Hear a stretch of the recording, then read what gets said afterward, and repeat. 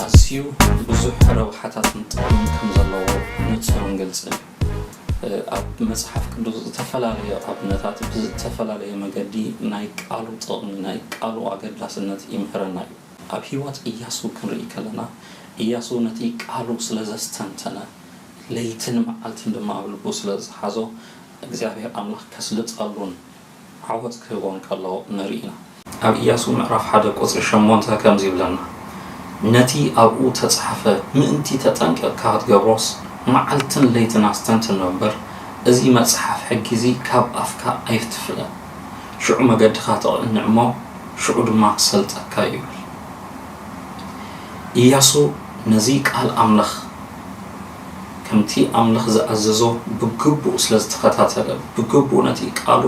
እናስተንተነ ምስቲ ቃሉ ስለዝተዋሃደ ነቲ ቃል ክገብሮ ለይትን መዓልትን ስለዝተጋሉ እግዚአብሔር ኣምላኽ ከነዓናውያን ንምድሪ ከነዓን ኣሕሊፉ ክህቦ ከሎ ከምቲ ዝበሎ ተስፋ ኣብ ህይወቱ ክፍጽም ከሎ ንርኢ ምስ ቃል ኣምላኽ ሕብረት ክንገብር ከለና እቲ ቃሉ ክነስተንትኖ ምሳና ክወሃድ ከሎ ሽዑ ዕዉት ዝኾነ ህይወት ዝበሃል ንረክብ እግዚአብሔር ቃል ዝህበና ጥቕሚ ኣዝዩ ብዙሕን መጠን ዘይብሉን እዩ እግዚአብሔር ኣብ ህይወትና ምስላጥ ዓወት ዝተፈላለዩ መገድታት ምቅናዕ ክህበና ይደሊ ነዚ ንገብረሉ መገዲ ድማ ምስቲ መምርሒታት ንህይወት ዝጠቅም መምርሒታት ተዋሂቡና ኣሎ ነዚ ንእግዚአብሔር ስርዓታት ብግቡእ ብምኽታል ኢና ነቲ እግዚአብሔር ኣብ ህይወትና ክህበና ዘዳልወልና ዓወት ዝተባረኸ ህይወት ክንነብር ንኽእል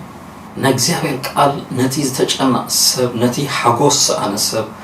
حجوس لبن برهاني عندين كم ذهب عم مزمور عسشة تكسر ما تينا قلنا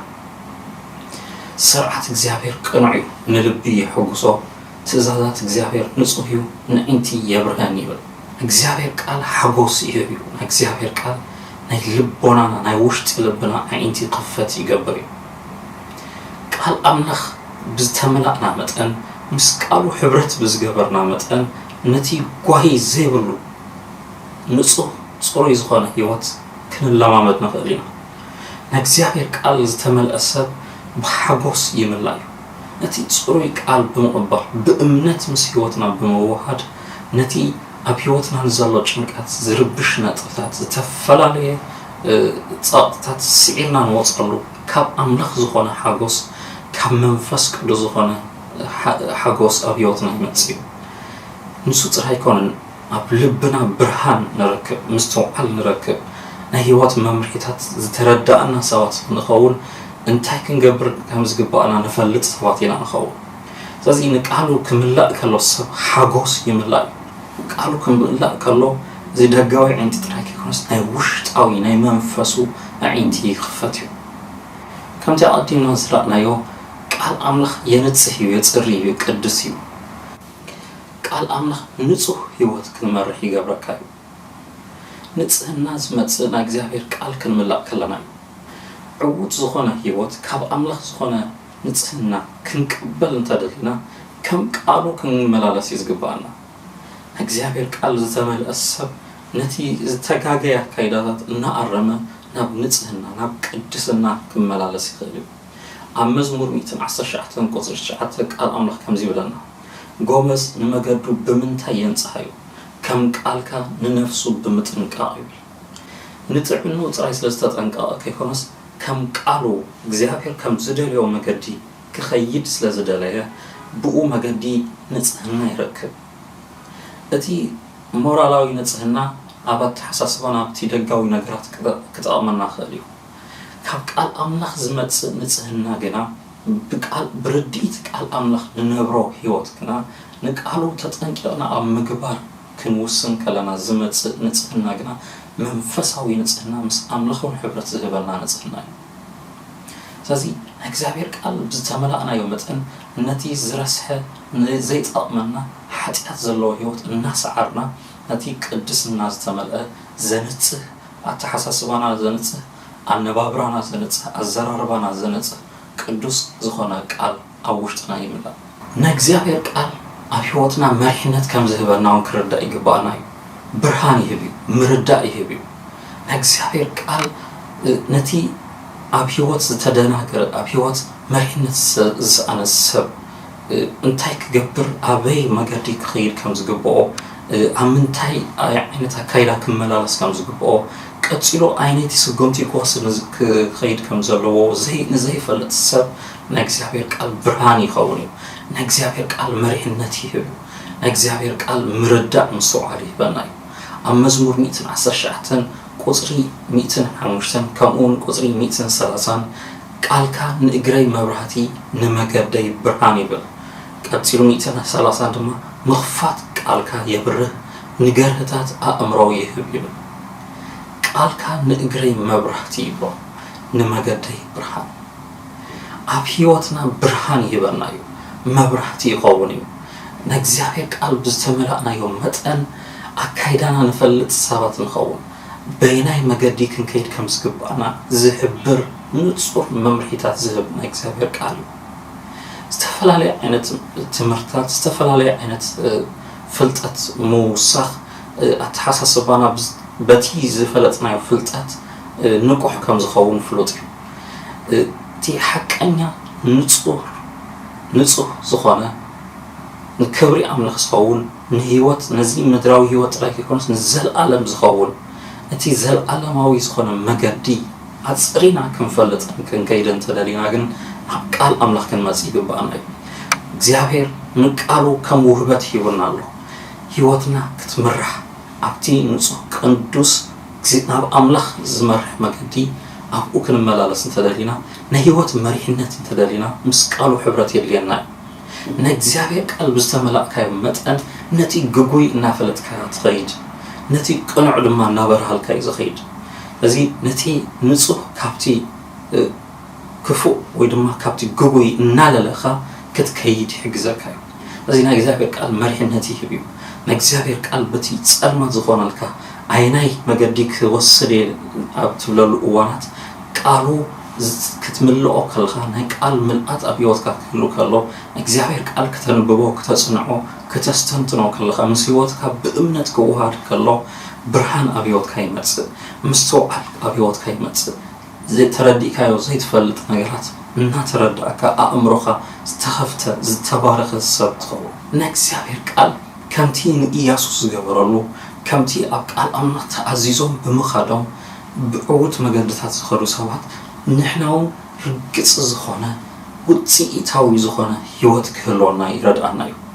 ናይ እግዚአብሔር ቃል ጽኑዕ ቃል እዩ ዘይነቐነቕ ቃል እዩ ኣብኡ ዝውከል ዘበለ ኩሉ መሰረቱ ኣብ ቃል ኣምላኽ ዝገበረ ሰብ ኩሉ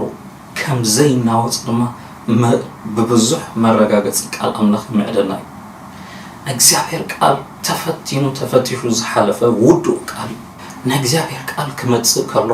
ውፅኢታዊ ዝኾነ ህይወት ክንረክብ ንኽእል ኢና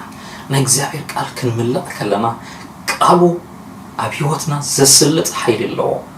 ኣብ ህይወትና ዘተዓራሪ ሓይሊ ኣለዎ ኣብ ልቢ ኣምልኽ ንዘለዉ ነገራት ኣብ ህይወትና ክንፍጽም ይሕግዘና ውፅኢታውያን ክንከውን ይህብረና ኣብ ኢሳያስ 55 ቁጽሪ 10-11 ዝናብን ውርጭን ካብ ሰማይ ከም ዝወርድ እሞ ንምድሪ ከየስተዮ ከም ዘፍርን ከም ዘብቁልን ከዓ ከይገበሩ ዘርኢ ንዘርኣይ ምግቢ ነተቐላቢ ድማ ከይሃቦ ንድሕሪት ከም ዘይምለስ እቲ ካብ ኣፈይ ዝወፅእ ቃለይ ከዓ ከምኡ ክኸውን እዩ ነቲ ኣነ ዝደልዮ ከስልጥ ኣብቲ ኣነ ዝልእኾ ከቀንዕ እምበር ብከንቱ ናባይ ኣይክምለስን ይብለና ኣብዚ ክፍሊ ንጹር ዝኾነ ናይ ቃል ኣምላኽ ናይ ምስላጥ ክእሎት እግዚአብሔር ቃል ክመጽእ ከሎ ከይሰርሐ ለውጢ ከይገበረ ከይተንከፈ ነገራት ከይለወጥ ከም ዘይምለስ ከምቲ ኣብ ልቢ ኣምላኽ ዘሎ ከምኡ ድማ ህይወትና ነገራት ለዊጡ ከም ዝኸይድ ቃል ኣምላኽ ይነግረና ብከንቱ ከም ዘይምለስ ይነግረና እዚ ነዚ ቃል እንተረኺብናዮ ንእግዚአብሔር ቃል ብከንቱ ኣብ ህይወትና ኣይኣትውን እዩ እቲ ዝተቐበልናዮ ቃል ኣብ ህይወትና ኣትዩ ፍረ ከውፅእ ይኽእል እዩ ኣብ ህይወትና ኣትዩ ለውጢ ከመጽእ ይኽእል እዩ ነቲ ተበላሹና ዝበልናዮ ነገራት ከቕንዖ ይኽእል ነቲ ጠፊኡ ዝበልናዮ ነገራት ከምጽኦ ይኽእል ኣብዚ ክፍሊ ቃሉ ብከንቱ ካብ ኣፍ ኣምላኽ ዝወፅእ ቃል ብከንቱ ከም ዘይምለስ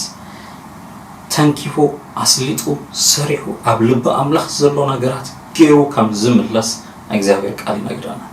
እሙን ዝኾነ ዘተኣማምን ጽኑዕ ዝኾነ ቃል ከም ዝኾነ ይነግረናል። ምዚ ዝሓብር ምዚ ህያው ዝኾነ ቃል ሕብረት ዘለዎ ሰብ ድማ ከምኡ ዘስልጥ ህይወት ከምቲ ኣብ ልብ ኣምላኽ ድማ ዘሎ ዓይነት ኣካይዳ ህይወትን ክመላለስ ይኽእል።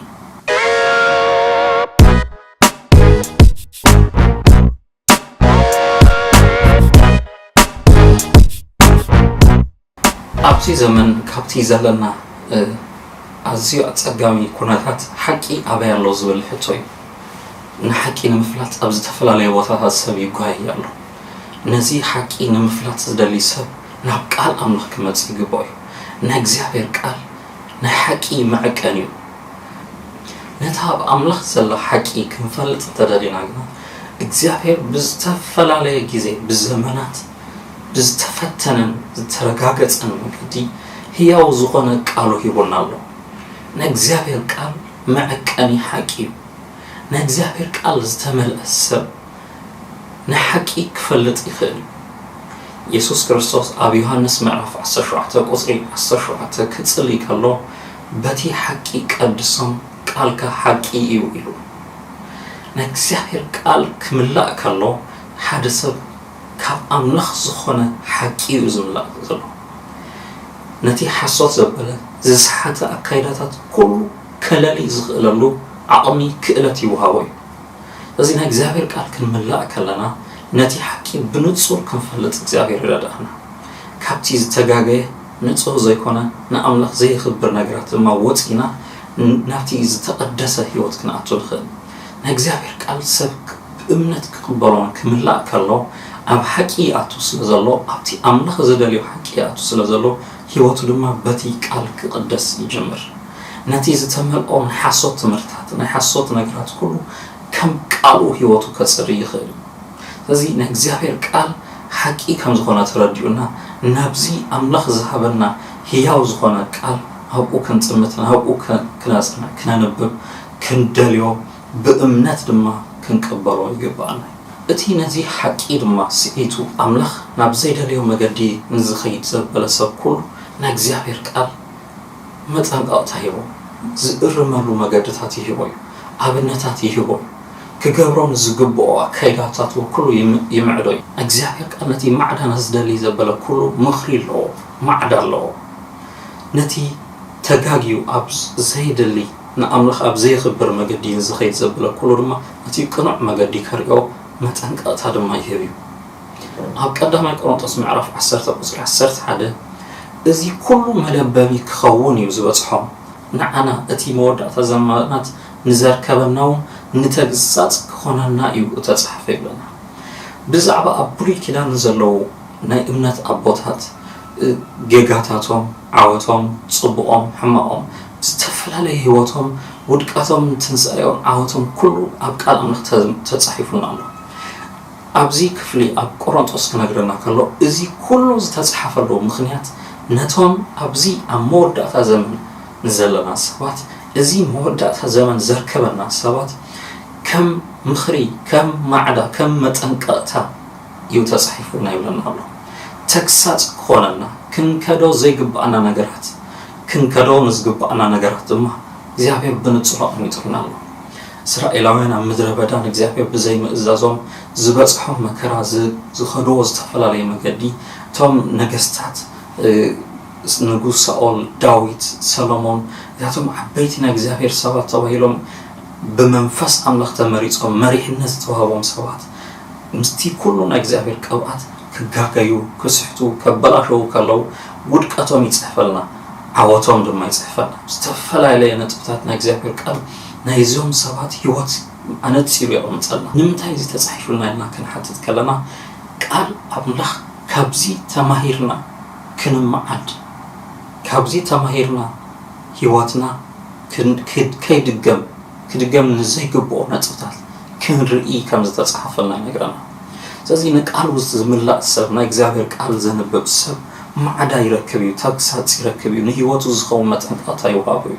ምኽሪ ይወሃቦ እዩ። ድኻሞም ከይንደግም ኣብቲ ብርታዕዮም ርኢና ድማ ካብኡ ክንምሃር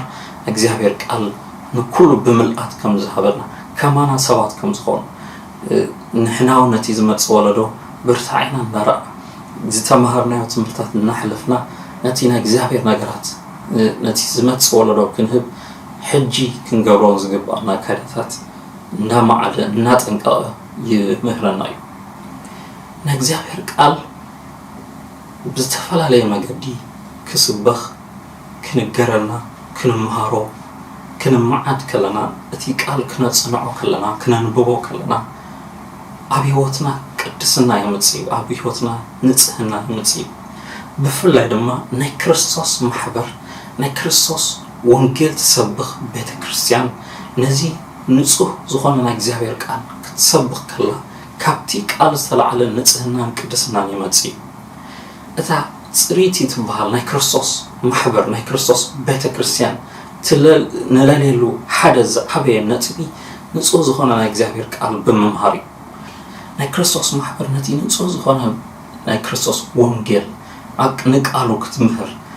ዘይተሓዋወሰ ቃል ዘይተወሰኸ ቃል ካብቲ ሓቂ ድማ ዘይጎደለ ቃል ንዑ ክትምህር ከላ እቲ ክርስቶስ ዝደልዮ ንጽህና እታ ማሕበሩ ክመጽእ ይጅምር ሰብ ነቲ ሓቂ እናፈለጠ ዘለዓለሙ ንህይወቱ እቲ ኣምልኽ ዝደልዮ ነገራት ክረክብ ከንጽህ ድማ ይጅምር ኣብ ኤፌሶን ምዕራፍ 5 ቁጽሪ 25 ክሳብ 26 ከምቲ ክርስቶስ ንማሕበሩ ዘፍቀረ ኣቶም ሰብኡት ኣንስትኩም ኣፍቅሩ ክርስቶስ በቃሉ ገይሩ በመሕጻብ ማይ ምሰጽረያ ምእንቲ ቅድሳ ርስሓት ወይስ ዕጣር ወይስ ገለ ነዚ ዝመስል ዘይብላ ብዘይ መንቅብ ቅድስትን ክብርትን ማሕበር ገይሩ ንዑ ምእንቲ ከኦማ ኢሉ ንርእሱ በጃ ሃበ ይብለና ኣብዚ ክፍሊ ግና ብንጹር ዝህበና ሓደ ነጥቢ ኣሎ ኢየሱስ ክርስቶስ በቃሉ ከም ዘጽርያና ማሕበሩ በቃሉ ከም ዝቅድሳ ነቲ ኣብታ ማሕበር ኣብ ቤተ ክርስቲያን ዘሎ ኣካይዳታት ኩሉ ክጸሪ ቅደስ ክልወጥ ዝግብኦ ነገራት ኩሉ ዘዕሪ ናይ ቃሉ ሓይሊ ከም ዝኾነ ክንርዳእ ከምኡ ድማ ናይ ደሙ ሓይሊ ናይ ኢየሱስ ክርስቶስ ርእሱ በጃ ስለ ዝሃበ ነቲ ኢየሱስ ክርስቶስ ኣብ መስቀል ዝሰርሖ ስራሕ ብእምነት ብምቕባልን ነቲ ኢየሱስ ክርስቶስ ዝመሃሮ ትምህርቲ ወንጌሉ ቃሉ ትምህርታቱ ብምቕባልን በዚ ክልቲኡ ታ ማሕበር ክርስቶስ ከም ትጸሪ ከም ትቅደስ ንጽህቲ ኮይና ደው ከም ትብል የምዕደና ይነግረና ኣሎ ስለዚ ኣብ ዝኾነ ቦታ ኣበይ ክኸይድ ኣበይ ነቲ ቤተ ክርስቲያን ክመላለስ ዝግባእኒ ዝብል ሕቶታት ንዘለዎ ሰብ ነቲ ንጹህ ዝኾነ ናይ እግዚአብሔር ቃል ኣብ ዝምህር ቦታ ክንካፈል ከም ዝግባእና ነቲ ሕዋስ ዘይብሉ ናይ እግዚአብሔር ቃል ኣብ ንመሃረሉ ቦታ ክንህሉ ከም ዝግባእና ከምቲ ቃሉ ዝምህሩን ዝነብሩን ኣመንቲ ክንረክብ ከም ዝግባእና ናይ ኢየሱስ ክርስቶስ ወንጌል ኣብ ዝምህሩ ኣገልገልቲ ኣብ ትምህር ማሕበር ከተጠርኒፍና ክንከይድ ከም ዝግባእና እዩ ዝምዕደና ዘሎ እግዚአብሔር ቃል ንጽህና ቅድስና ዓወት ዝተፈላለዩ ነገራት ይህበና እዩ ነዚ ዓወት ክንረክብ ድማ ኣብ ህይወት ንዘሎ ዝተፈላለዩ ዓይነት وجه نزتفلا لا عينت فتنة بسيطان نزمت بكونتات نزمت بزتفلا لا بسوات نزمت بزتفلا لا نجارات نسعر له مسارحي أصورنا كم زخنا نجزابير قال نجرنا قال أملاخ كم سيفي يقلت نجزابير قال كم عدنا كله كن قوات تدلينا نتي منفساوي أصور زخنا نجزابير قال كن قبل كم زقبانا نجرنا قال أملاخ عود ذهب ملء سلطان زلوا نتي نكسرق نجار دم كف الرزق حيلي كم زلوا نجرنا أب إفسون معرف شو دوشته أب يوت أماني كله زقباز تفلا لي عتكي مساري ويدما منفساوي أصواري نجرنا كابتي أبو تسرع زلوا نفسه كف تفلا لي أصوارات أتي فلوس خنا نسرق دم نتقعلو مساري ناي كريستوس ناي قالو سيفي كم زخوني نجرنا بستفعله بمدحنا بتصدقي بقدسنا ناي كريستوس وانجيل بمنجار حقي بمحاز زيتات كله أبيوتنا كل كم زخنا يوتنا نحلولو ما قدي كم زخنا نجرنا أمنت كم والتا كنحس كم زقبانا نجرنا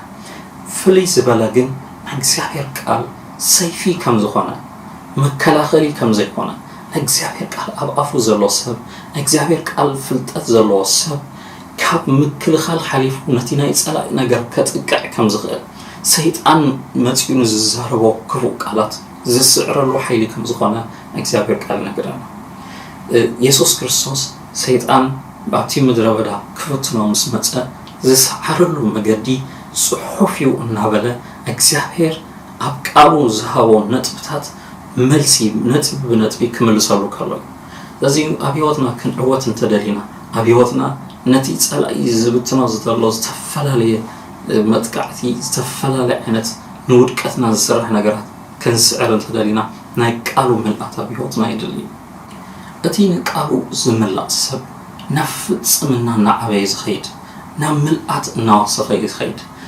መንፈሳዊ ብስለት በቃል አምላኽ ይዝመጽእ ናይ እግዚአብሔር ቃል ብዝተመላእና ይወመጠን እቤት እናወሰኽና ንኸይድ መንፈሳዊ እቤት እናወሰኽና ንኸይድ ከምቲ ህፃን ተወሊዱ በቲ ዝወሃቦ ጸባ በቲ ዝወሃቦ ምግቢ እናወሰኸ ናዓበየ መልአት እናሃለዎ ናብ ብስለት ናብ መልአት ሙሉእ ሰብ ናብ ምዃን ከም ዝዓቢ ከምኡ ድማ ንጎይታ ኢየሱስ ክርስቶስ ብምእማን ህይወቱ ንክርስቶስ ብምሃብ ጎይታ ዝተቐበለ ሰብ ነቲ ህይወቱ ዝዕብየሉ ነቲ መንፈሳዊ ዕቤት ክውስኽ ዝደሊ ሰብ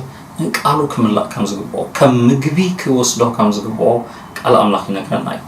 እግዚአብሔር ቃል ዘይተመልአ ሰብ ብስለት የብሉን ሓይሊ የብሉን ዓቕሚ የብሉን ድኹም ይዝኸውን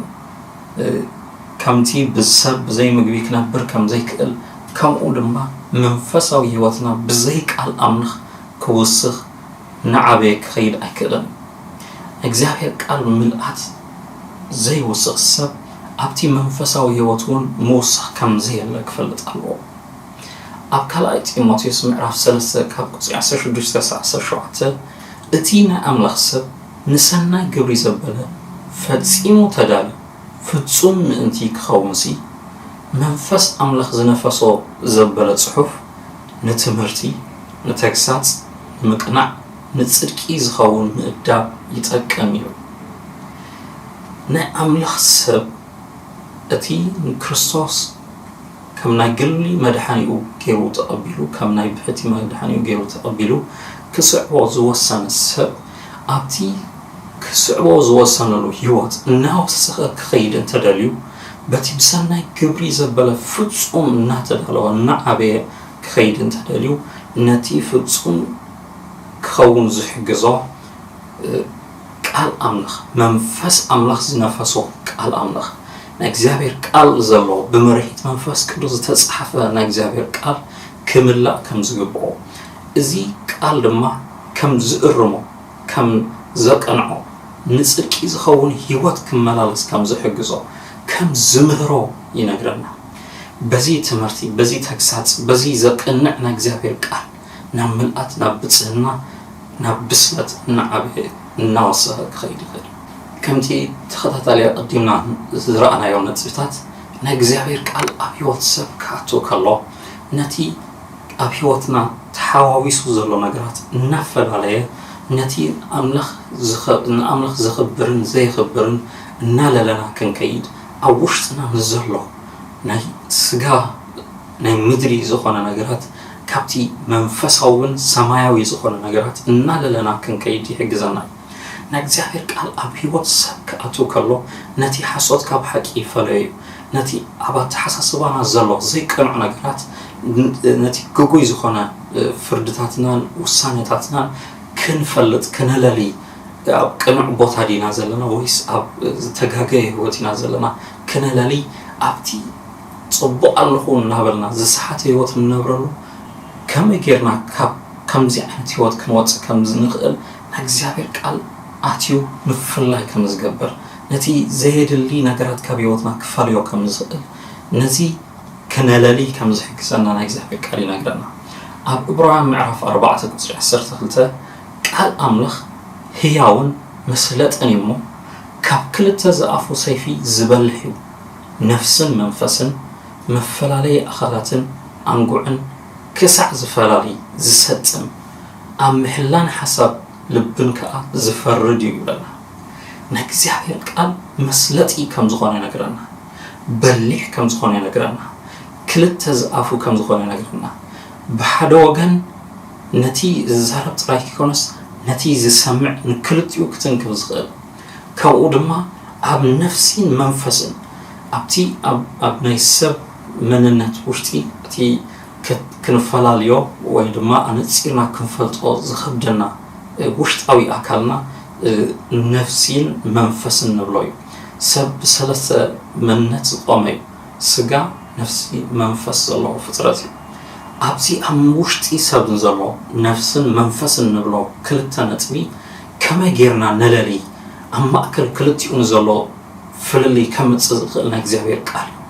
كاب نفسنا زخونة كاب أمره كاب فقدنا كاب سجاوي تمنيتنا زخونة نجارات كاب تي منفسوي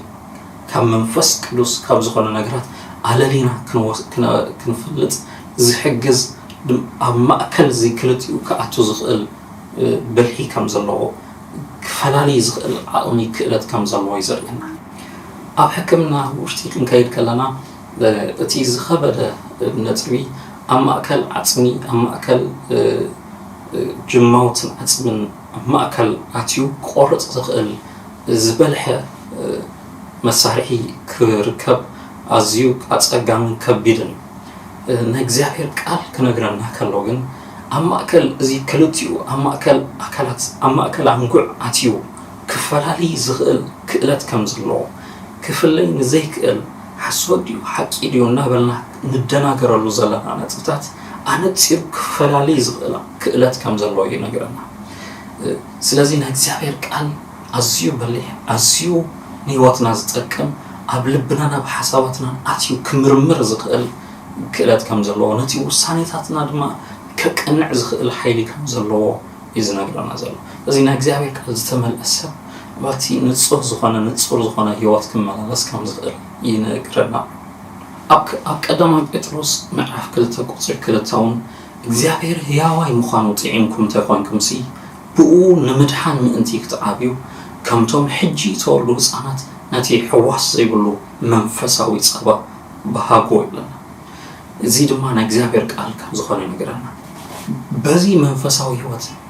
ንዓበኹም ክትከዱን ተደሊኹም ነቲ ሕዋስ ዘይብሉ ንጹህ ዝኾነ እግዚአብሔር ቃል ወይ ድማ ነዚ መንፈሳዊ ጸባ በሃጎ ይብለና كم هسانات مخابو يبلنا كم حدش تولد هسان هتينا እግዚአብሔር ቃል كنبهجو كم زقبانا نزي يمعدنا الله እግዚአብሔር ቃል سب كملا كله هيوت يركب تعنا يركب نتي بيت لوطي كم تصخل بيت قبل خلي هيوتنا زي وسخ كوينو تتراينا نهب قال املاح كنملس يقبانا እግዚአብሔር ቃል كننبب كنسمع كلنا هدئ بزبل منفس أتي أبقارو زلو تمرتات كنفلت كيزي كنوصل كلنا أبون زلو تمرتات كنقبر دما كنوصن كلنا شعو أبيوتنا لوتي كمتسي جمر موسخ نجمر نكالو حاقوس أبيوتنا ناوصر جمر لوتي أبيوتنا زمتسألو أبيت أبيوتنا زمتسألو مقدي نكالو مقبال نكالو موسر ترايو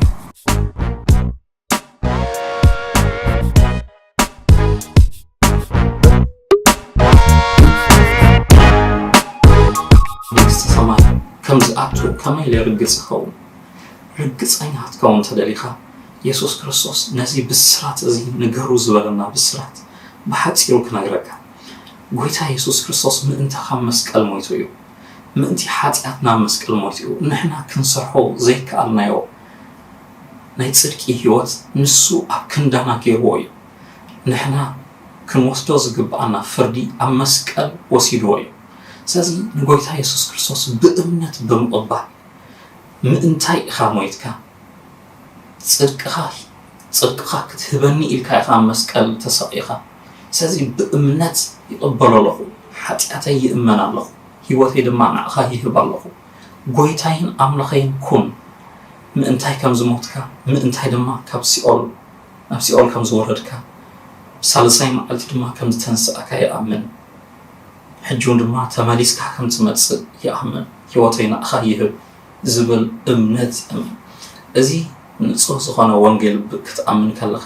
ናይ ዘለዓለም ህይወት ትቕበል። እግዚአብሔር መንፈስ ኣብ ውሽጥኻ ይኣቱ ምድሓን ንብሎ ናይ ዘለዓለም ህይወት ክትቅበል ትኽእል ኢኻ። ናይ ምድሓንካ መረጋገፂ ድማ ብቃሉ ክትረክብ ትኽእል ኢኻ። ስለዚ ነዚ ክሕግዘካ ሓፂር ጸሎት ምሳይ ክትጽልዩ ዕድመኩም እየ። ጎይታ ኢየሱስ ህይወተይ ንዓኻ ይህብ ኣለኹ። ምእንታይ ኣብ መስቀል ከም ዝሞትካ ህይወትካ ከም ዝሃብካኒ ምእንቲ ሓጢኣተይ ከም ዝተሰቐኻ ኣብ መስቀል ከም ዝሞትካለይ ይኣምን ኣለኹ። ምእንቲ ሓጢኣተይ ኣብ ሲኦል ከም ዝወረድካ ከም ዝሞትካ ብሳልሳይ መዓልቲ ከም ዝተንስኣካ ይኣምን። ካብዚ ሰዓት ጀሚረ ኣምላኸይን ጎይታይን ኢለ ይቕበለካ ኣለኹ። ህይወተይ ድማ ንዓኻ ይህብ። ጎይታ ይኩን ኣምላኸይ ይኩን ንዓኻ ክስዕብ ትምህርትኻ ድማ ክኸይድ ይውስን ኣለኹ። ብጎይታ ብኢየሱስ ክርስቶስ ስም ይጽሊ ኣሜን። ጎይታ ባርኩ። ነዚ ሓፂር ጸሎት ጸሊኻ ንሕኮይንካ ብእምነት ጎይታ ኢየሱስ ክርስቶስ ብምቕባልካ ናይ ዘለዓለም ህይወት ከም ዝወሃበካ ርግጸኛኹን። ንኣኻትኩም ብስም ወዲ ኣምላኽ እትኣምኑ ዘለኹም ናይ ዘለዓለም ህይወት ከም ዘላትኩም ምእንቲ ክትፈልጡ ኢለ እየ ዝፅሕፈልኩም ዘለኹ ይብለና ቃል ኣምላኽ። እዚ ብጎይታ ብኢየሱስ ክርስቶስ እንተ ኣሚንካ ናይ ዘለዓለም ህይወት ከም ዘለካ ርግጸኛ ሁን። ንቃሉ መላሊስካ አንብቦ። ሕቶታት ዝተፈላለየ ርእይቶ እንተለካ ድማ በቲ ተዋሂቡ ዘሎ ኣድራሻ ክትረኽቡኒ ክትፅሕፉልና ንዕድመኩም። ጎይታ ኣብዚ ይባርኩም። ተኸታታሊ ነዚ ትምህርትታት ክትከታተሉ ድማ ክንዕድመኩም ዘለይ ኣምላኽ ምስለኩም።